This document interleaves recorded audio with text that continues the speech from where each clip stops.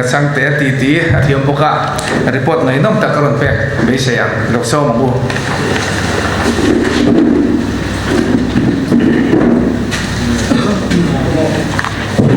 Good chairman le MPCC khoi tu tele kathopui te hey report tunar report dikas yak chua ka a copy kan recording secretary ka pedona chuan chumi me ba ka chuan hemi copy hi kemani congress group of hai chuan ronda katum dona chu wangin extemporing ka sei ma nga to aparato ber ngai tu zom tu dia hian ka cher chuang nga pai te ka sei zau zo ni sei de tin bui ni hian groups from parapna kan intivea human rights le geology mining and coal to group hakania putha zola hi pu zol de rong kal lo ni me the kan group leader ania aparong kal ngi dona ma se nangin the subject ani buka pesok la tia mahan ngi se ka duwa maro chu kan lang lo he tun ma pu ya kan ti pu wala fe loading ve lok ta se kan group member pon ni lo wa he tak tak a chuan special invitee ania MPCC kan group a special inviting kan da ve le chong right te kan se ti pu ka duwa man za po chuan kan som ve chapa mining officer kuta geology mining a technical officer volunteer retirement ho ani awang khan atangkai doning ka sia kan soma committee na porantel ve ngala chuan thotan zan khan putha zolan ke mani group ho bi ka khati tu ka subject hi isoi ho temu intinge kan party ta na blok theyang ti zongin mai to na sengila soi ho temu watia kan kal kho ma cho ani na kan eng hala ta chu pukia na pohilo la ho lo ning ka sia ni po sang tu zowa kan mi puita to in vak chuk mek din keringa an soi danin chuan chu mi jang chuan ke le ma puya special invitee le chong le kan group leader te kan group pu zo te le pu ke na kan nia kan claim na wang kan por view wa chuan khati lai ka han committee cho kan ei don mai tia khan na thira tring kan chen khaten helai MAUDARH HMUNA hin QUARRY accident bondel me ma mi som pangala thia nang ni nge purhe de nge vedan ran tiang oro chi chu kan chen kan ron hi chu kan president te kan obi dang te ron phot ni sela kan tia kan rona an nang mani in phurna in kal thei chona thokapalom dia kan president chuan mi te ka badem vak lo la te nga ngota dem vak tur kal bo ni dik chong lo wa chu wangin chum ta chuan zana da khol per kheta hian kuli koran tang kan chok ta puma pu ya khan amon tor tho chuan salama ele bar then te po tho de vekani ti ka sei duwa chuan ta hian zana kan chuak phei khat kaidar zandar thum vela kan khangani chuma lo jing se me ke tum ti phei por vela son kan tan chak thei lo jing dar thum lam pang kan thenga sota kan member pudin duanga LDCC and ECM khan retire ni potum kumtira bang kan congress party ron khania chu chuan IB kan cho adam nolok tu milo mai to saka aina milo thingpui temi ti nu kan han mu don china kan mu tak tak thek man lo kai kai thorang le khop me maro chu khami entro wang ta kan nia khami IB kan ti nung le tang hianin solai MAUDARH hun lai ta ka kem som nga ve lai la la nia mar se kung ten lai to kan a thang har vak lo wa hemi kan vakal hian purin ruang ba ka pulal tha zuala ve thau south dp block 1 na thial big vice president te purin ruang fa pa pudin ruang fa pa lal limpuya di secretary media cell south dp congress tele afa paina and gol sugar production TV channel lo ne ngala ain todel hemen ni chu chimi sugar production team den chuan kan theng phei ta jing da red mine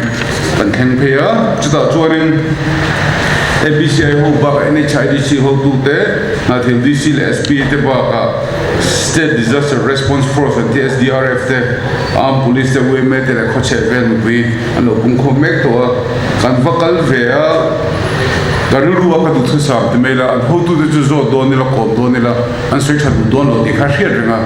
tu ga actual tak tak a silent na thok kha zong ru te ang zo ru te di knai tua la jo kan zo thok tu ka mai quarry manager tu nge hal tu kan di gan a quarry manager tak le a hal tu tak kha kan fa bu the tak lo ni chu an ho tu de hriat mai du thali kan ko manani nimena kan advocate chentena an film dana prechon kha video khan iwa inge cross examine i thiam lewa chantir ban der ton tan ti thiam thuwa anu an ho tu der gal le a kom zui khan phal chalawani an phal lok mai kan conference man che pe ni kha lo om lai khia an ho tu der ron kala ko ban phal lawan ko tan tari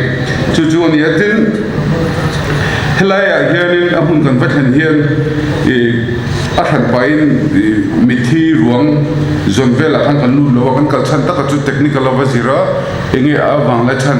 engwanga min ta fak ne ni ti kha kan thiam to ko vizur tur kal kha kan nia chuan mitam takin lo en ve to mai the video po kha tu na hem mi nuai khat deu thoi ne en to ne ti kha kan sei duwa alom ka tia awan chu an clear na tek to bin congress ho chu an ati dal kan sia te kan ti vela mission khat pe jan congress ma te bin ti thenin a congress lu tu a congress lo lu tu min ti kha kan cover ve le chia congress tham hu mong deu ka kha kan ta lo congress angin kan ti thea congress na ngai na kan sia ti kha kan ba photel tu ma khani pa ta ni chu vai mizoram sarkara kuma to pa kan sarkar lo chuan QUARRY kha mi indel hum tir tu tur ni lavin mong tang kai turin congress sarkar chuan angai na kan sia do ne ti kha pinna ko sei dia kai kha hum vak lo ko sa le vak to lo ti kha ka sei du bo chuan hemi ko he kan vakal he kan the tu pakhan chu aram nei tu hi pune an tia le te a zeti tu pa ne chu chuan aram kha kum khata nuai som pangain alo man tir ne long khatam ko me chu ler pathum hemi in thu thi pathum cha tak tak thu thi pathum khani al lung ka on to 70 to 80 degree deuh to lungding deuh zu lam tu khen awmani khami kha ABCI ma po hian company dang in an lo ho support hin no me ma sa ABCI khan alunga tam tha ani tiam sheda wang khan hoi devin an hire sakani chuan company dang kha an kaltir ve ka ABCI an changta a chuan an in biak rem na khan kum khata nuai som panga a in pek to panga amar chu puni khan a chia pek le an lai chua za ta ro chu angai to ta lo ni chu kan vakal don khame apu don ni kha an in agreement zone ni ta lo ni le ngala ni chu ta cheng ta em chu ABCI ho khan kum kha chunga na agreement kha azo don ta ka wang khan tamle zuala veran lo tu ma khala lo tu ti kha cheng re ni amma chuan ko so bor vel lek lekin an lo har ve thina ma se ni so pathum sunday zing khan ko somli pahni an hala ni ti kha kan sei duwa ko somli pahni an hala chu aditel ka si ka ten san la ma karon in lo chieranga ka sei lo ngare ki tuk lo nan an lung la tu ma kha atam the ang ber kha lo ti che ka punya ne na changai sun chok do na mo titlom tum tura nor tu pokan an lak to mir ko chun punya ta ni to lo te khan chiama chu vain an mani ru phakar em awang kha atam theng ber lo khalan tum khani tok meni ti kha ko sei duwa tuna an lung hal tur an lak tu zat ko somli pahi rem khom fit tu metar thum inkar lada an rem khom ko somli pahi kha line thuma an siama line kha so pali zelania chuan akol line thuma han ko somli pati ko mani chumi area ina an lak chhuat tum le anti tum nia langa chu cubic meter zanga he looking home lakan daga je khami cubic meter lung an lak chhuat tum za da kha khami zau zong kha ta hena shiata a zau zong le thuk zong 378 square meters ani chumi lung hal dar tur chuan mining practice mining method scientific mining blasting design mang sila chuan in ke bom kha ke si zanga vel to ani ma se an report dan le an han soi dan kan zo chuan hemi tung hian bom hi ke si zanga to reng lai khan ke si sang kha chani vel mani chu overblasting kan ti tak bon lu tu ka tu lo lu tu kan hal noi khani ta ni chu wang chuan overblasting awanga boral ani chimani ti khapoi mo chuan kha technical kan sei thei chu ni ya tin an bom mani bom chak chi an mang to man lai sa bom na ang chi straight gelatin kan mang vak to lo tu lai han tu nei hen hei ngani bom tu te mal ko hovin an pek na ang chi bom tu te ang da asiam emulsion explosive an tie kha kan mang ni alangani chu wangin halai puna accident than dia bul lang ta ber chu abci ho hian man mo lu tu gin tam the ber kha reilo the ber chungin lak chu an tung ba ni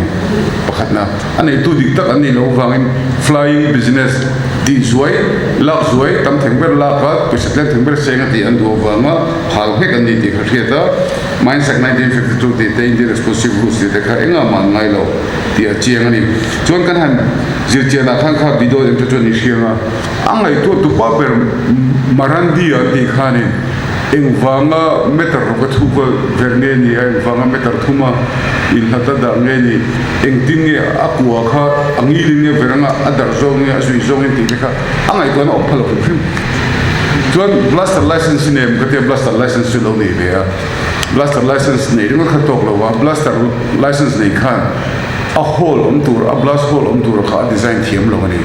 thiam tu ngai ni lo ni at pakhatin a design nga an feranga driller o manga chuna hal do ni hal thena permit nei marandi kha kori manager ani hal fek enkim ni hal fek a ming chuan quarry manager kha chu om ve a pravin anti kha ma second zo khan eng ma idea nei lo i marandi ko dei phan vele chong ni ani na tumber chu khoi langa khoi pakai change lunghi thon tu engza chip nge no motir ngo longoi tu khalo ni chuan mines manager thing ani lo community ka so do chuan helai accident a hian china koron udo koron sen khan a thio nam dang pek nia chama pakhat tel ve a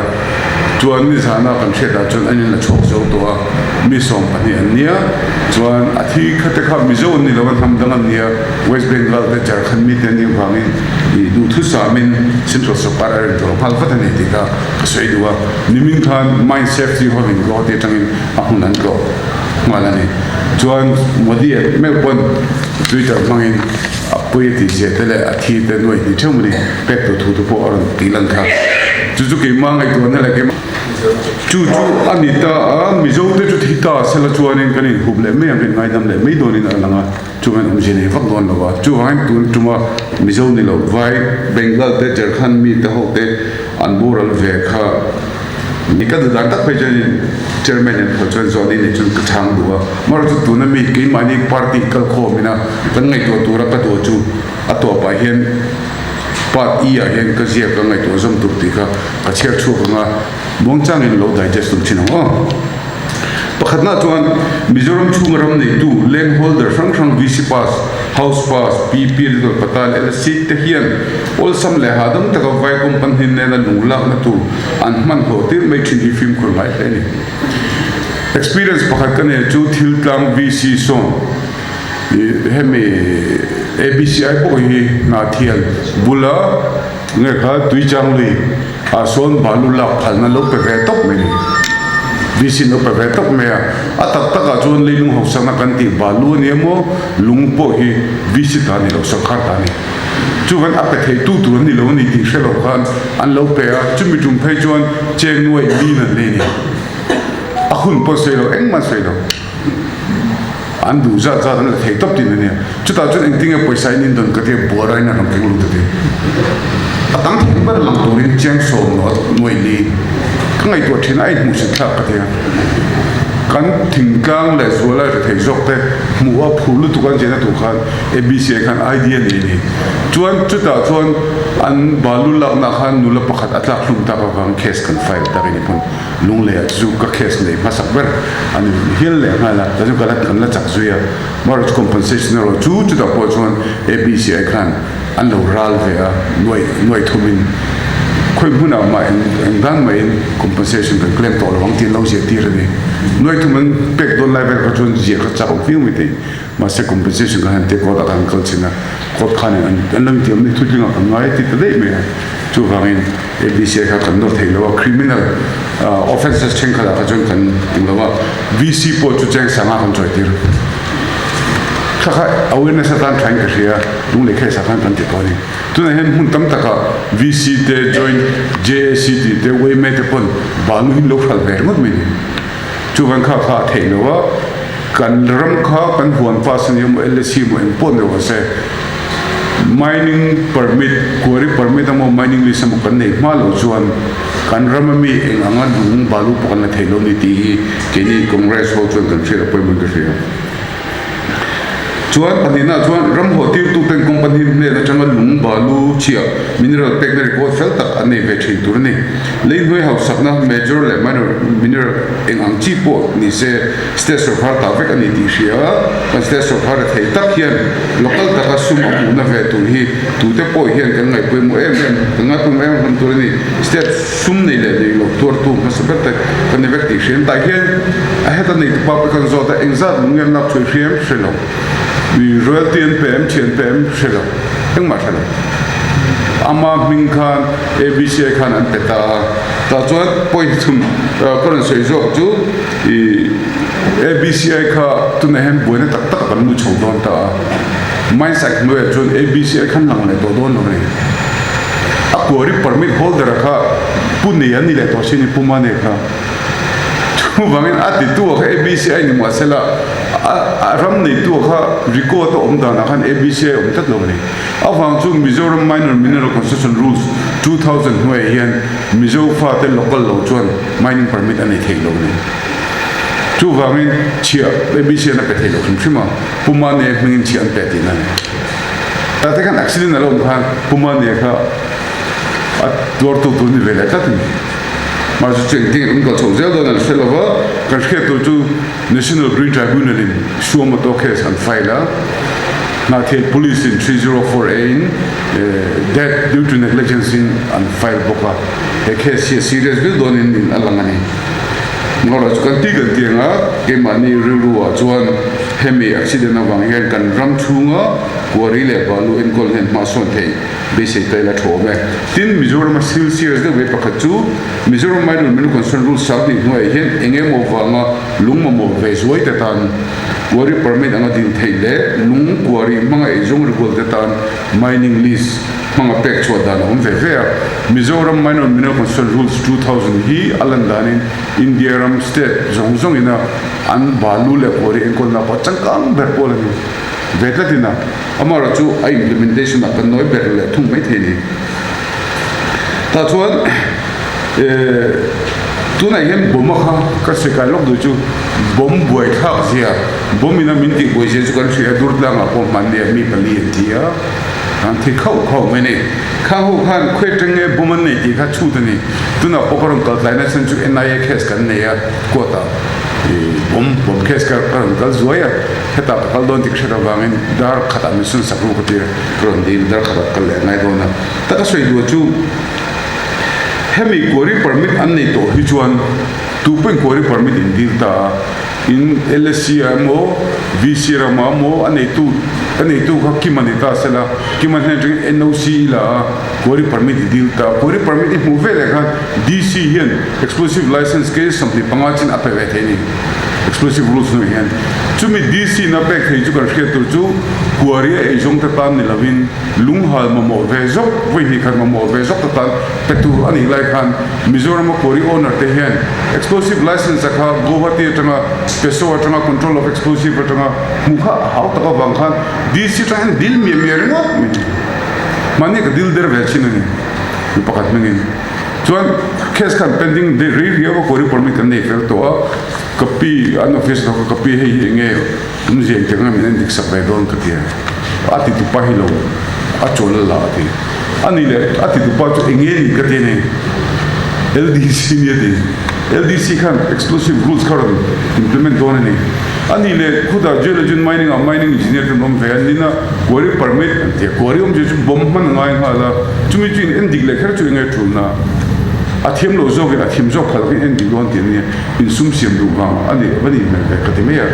chuan an delay ve suman siam ve thin ani ti kha ka sei du ni chu wangin karulu tak chuan DC hian QUARRY nei ho tere rei chu permit ka to lo se ka du ni chu ke pon ma ta pon ka tu mani mo ti kha mi lo fe tu la ta chuan an nin ta ka chuan QUARRY explosive hi shall turin explosive license for sale nei ngai chuan explosive nei turin explosive for own use nei ngai le chuan bomb hal turin blaster license nei ngai le chu wangin du duina hala du dina ti ko nei me chi khan ni talawani chuan kalong ai to na chuan kan na kum to pa te kan sor khar chau thei chuan du tur angai tai la mo super comeback kan tia ta chuan ngai dan chuan Mizoram ma QUARRY permit kan ti hi toy te enga mo chete tal tum ni khat lung hal ven lung lak ven mo ni lo chuan QUARRY nei jong hi mineral concession rules Mizoram concession rules a mang chin QUARRY permit zone na lovin mining lease zone ka ngai ne mining lease zone kala thana san chu min mining lease ala chuan kumnga kumso hisapin ala ta tin kumnga chunga alai chuat al abom hal dan turte alai chuat tur za kha jiam hal thapani tin sepala turani ya chunga changa turani ya hal turani ti zong planning a mine planning a kha approve thap ngai ta ni chu wan geology and mining Mizoram sarkar an official ka tan pon indigo ta ni chu wangin tunga QUARRY accident hi omlo nan le Mizoram sarkar ina chhe dik tak a mu nan QUARRY permit zone le lovin mining zone ka ngai ta ni kha kan ti turni ka sei du ni chuan interesting le me pakhat atok na ka sei le du chu ABCL hian chi an pe ve ni pu chumi hing chuan geology mining an che pe kha hriat saka chumi che hisab alung an lak chua an lak chua khan NHIDC exam ne bilan submit ve tu dikha hriat ngai ta ni che pe na an lung lak chua za le he ta an kong le na an bill submit a khan BOQ an tia bill of quantity ta khan an lung claim za kha jik don ta ni claim te a chi an pek za kha claim don lo chiang bala ni ale som ni exam ngai ji ka shela wa kha ji chiang chakop mai lo en zui kan lo tum don ne kan ni group ho he ta tak chuan tuna point ka ti Mizoram ma ni a popusang thimrom kal lo hada kan sei khan Mizoram sarkar hu geology mining khan lung le balu tang ru din noi sanga tang noi sa ko ven la bachin tam mel vera u to en me chon ma sa kan kong siam them je te ngai to cho en tin an national highway Vainia national highway contractor main contractor so hian EPC mode engineering procurement and construction mode na an tho wangin Mizoram PWD anga kong estimate siam man dilawa NHIDC hian package and trend ta ni aizola tanga tui pang so package ready and trend ta package ready ta package thum chu ABC and mali company and ya package ni dang achun joint venture in ani bokni chuan ABC hian pariya da panga kha an chalai tok ti nai to ni chuan EPC mode chuan tuna national highway na NHIDC nang khoida chuan a contractor te khan an man tu material zong te khoi tang lak tur ani nge examine man do in te cha tur nge nge quality ti te kha an ji vek ni chu wangin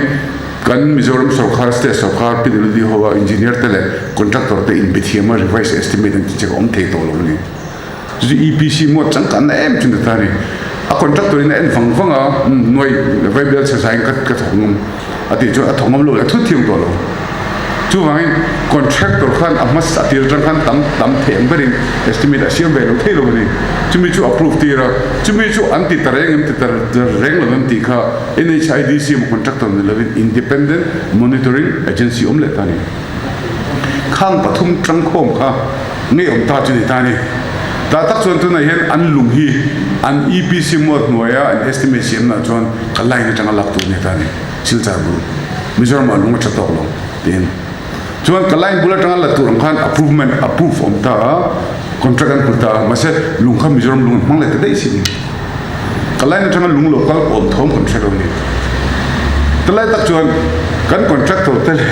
NHIDC le en dik tu de ho wi ka sei fo ka patron kom takin adama tha vek ni ta ni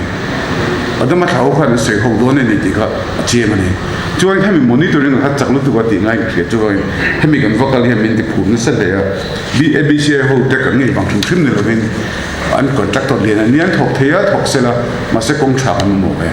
nga tinge NHID sin hue contractor ten sikima himachala kongbon de man le nga tinge Mizoram kong moi de man le big di hen ruru tina se changa shia tin hemi Mizoram tan sumle pai Jamtan puina ni mo SCDP mo import donila kan hasan na ben lang ju step on resource kan nei lo ni zu kan zuara kan tia kan zo le lo to a zuzor na taxa kan tia zuzor tax ai bun omani ta yan tika se do ni chu hai congress party ang chuan zu le zu lo lam pang boi ngai lo kan le lung ho sak na hrim hrim chalai tur ngot po hian kung le chu soi lo tu na tam lu tu kan man chu soi lo tu na po paisa te po kan sei but vuta pa man mo kan ya ti tak tak ila MNF sarkar hen mo tinga alo dil vel sakna tam hen haus sakna tam tak ti thei ti ka ria ta chia contribution po hi officer tan tu na hen geology mining le forest department anin chuni nga tinges an ku da lu tu ni silo mani poka da lu tu ni silo sarkar sum tu ve ka department pani anin chu in kon khallo ani top men tangin sei tam to lo nga to bera tan chuan kan party ho tu ten phal tak le tur taka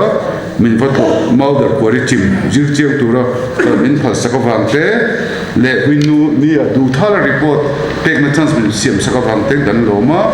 group 16 geology mining human rights group mengin lom thu kan soya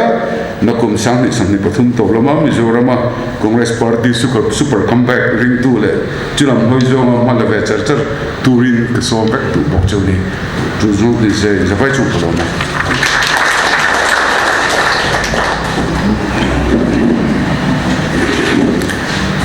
kan hlau hle ba kan share tiang leu kha ani MAUDARH incident awangin hriat na fin na tam tak ku hriat CHHANGTE te le an team te hawin min ron loya kha report kha angai thak nom mai ba ka beng war thak a technical la en kim mai kha pai tu rom lo ani alo mom ne me an impact na le that hem ina lo thu kan se ni ku hriat te kun masalama chuanin alo ni chi alo ani ti te kha au matuna chuanin mizo customary lo tharwara chuan ti an soi kha beng war thak katia in nei huna te po mingan zia pala ina man le mol kan ba pe ka hriat pui tu te no ma min kan sign zo fel kha chuanin in nei lo complicate ani ti te o complete ani ti kha complicate kan ti a complete ani ti kha kan hriat kha beng war thak khop mai kan thu soi tu kha in la fellow mai thai choi moi pu tak po ni ti chuan kan pu hriat a CHHANGTE hi pahni na ani pokhani khang lai khan o voi ni chu kan van nei le ni kan report pe tu te kan thu soi ngai thak te kha angai nomin na ben war thak tak zet ani engemo